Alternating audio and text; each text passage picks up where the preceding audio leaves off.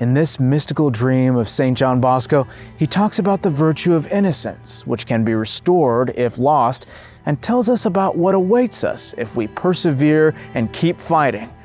I find his vision of a garden that represents heaven to be one of the most encouraging things I've ever read from this great saint. We'll hear part 2 of his dream called The Countless Lambs in this episode of The Miracles and Prophecies of St. John Bosco, a project of America Needs Fatima. I'm your host, Matthew Miller.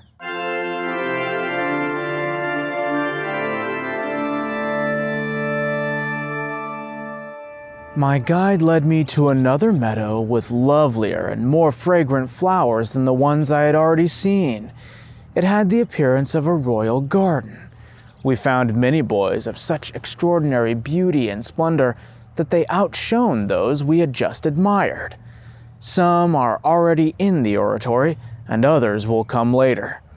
These boys have preserved the beautiful lily of purity, my guide explained. They are still clothed in the robe of innocence. I looked on in ecstasy. Almost all the boys wore a crown of flowers of indescribable beauty on their heads. These tiny little flowers displayed vivid colors, more than 1,000 colors. The boys wore robes of dazzling whiteness that extended to their ankles, interwoven with garlands of flowers like those in their crowns. These flowers emitted an enchanting light that entirely covered each boy and reflected its own joy on them. The flowers also reflected one another's beauty and the beauty of the wreaths and the garlands. Each flower vibrated with the rays emitted from the others. When any ray of one color collided with a ray of another color, together they formed new, different, sparkling rays, and thus new rays were reproduced again and again, so that I could never have believed heaven could contain so manifold an enchantment. That's not all. The rays and flowers of each crown and garment were mirrored in the rays and flowers of all other crowns and garments. So the splendors of each young man's face bounced back and merged with those of his companions' faces.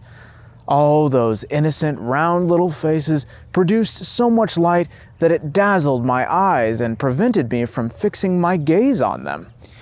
Thus, each boy accumulated the beauty of all his companions with harmonious, ineffable light. The light was the accidental glory of the saints. No human image can describe how beautiful each young man became in that ocean of splendors. In particular, I recognized some of the boys who are now here at the oratory, and I'm sure that if they could see at least 1/10 of their present beauty, they would be ready to suffer fire, torture, and martyrdom rather than lose it. As soon as I could recover somewhat from this heavenly sight, I turned to my guide and said, "Among so many of my young men, are so few innocent ones? Are these the only ones who have never lost the grace of God?" The guide answered me, "Doesn't this number seem large enough to you? For the rest, those who have had the misfortune of losing the beautiful lily of purity, and with it their baptismal innocence, can still follow their companions here by doing penance. In that meadow, many flowers can still be found which can be woven into beautiful crowns and garments, and those boys can join their companions in the glory of heaven." "Tell me some more advice to give to my young men," I pleaded.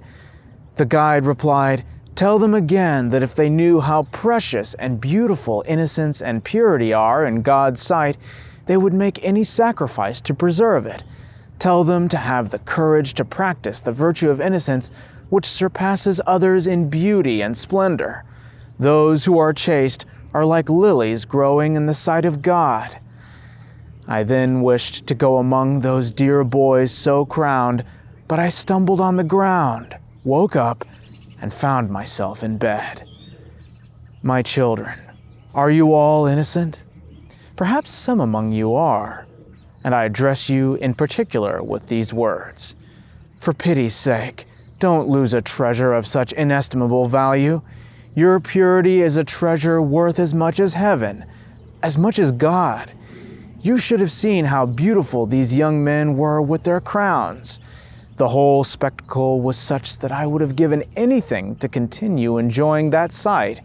Indeed, if I were a painter, I would consider it a great grace to be able to paint what I saw in some way. If you knew the beauty of an innocent soul, you would subject yourself to any painful hardship to preserve the treasure of innocence, even death. The number of those who had returned to grace brought me great consolation, yet I had hoped the number would be much more significant. I was amazed to see that some boys who appeared pure here in this world had long, thick horns in the dream. Don Bosco ended his account by warmly encouraging those who have lost their innocence to strive willingly to regain grace through penance. 2 days later, on June 18, 1867, Don Bosco returned to the chair in the evening to talk more about his dream.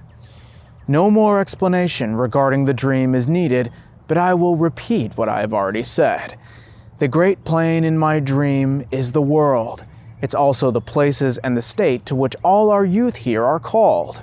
That corner where the lambs were is the Oratory. The lambs were all the past, present, and future students of the Oratory. There were 3 meadows that had 3 different symbolisms. The barren represented the state of sin, the green symbolized the state of grace, and the flowery, the state of innocence. Each horn on the lamb represents the scandals of its past. Some had broken horns. These lambs had once given scandal, but now ceased giving scandal. Every appearance of the number 3 represents the 3 chastisements that God will send to the young people. The famine of spiritual aid, in which they will ask for spiritual help and will not get it. Moral famine, which is a lack of religious instruction and deprivation of the Word of God. And finally, material famine, caused by a lack of food. However, the radiant young people in the dream represent those in God's grace, especially those who retain their baptismal innocence. The trappings of the beautiful virtue of purity and great glory awaits them. Therefore, dear young people, let us courageously set out to practice virtue. Let those who are not in the grace of God put themselves in grace through confession and then persevere in it until death with all their strength and with God's help.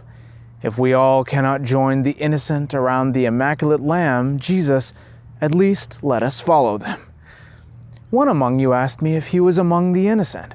I told him no, he had horns, but they were broken. He asked me again if he had sores, and I said yes. What do these sores mean? He asked. I answered, don't be afraid. They're healed, and they'll soon disappear. These sores are now no longer dishonorable, just as the scars of a fighter aren't dishonorable. A fighter who, despite many wounds and the enemy's best efforts at beating him down, has become victorious. Therefore, they're honorable scars. But more honorable is the one who, fighting bravely amid the enemy, bears no wounds. His safety excites the wonder of all. Don Bosco finished explaining his dream with a prophecy.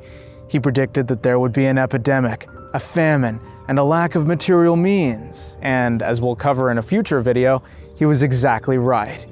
I hope you'll remember his wise counsel to take courage and try to regain your innocence if you've already lost it.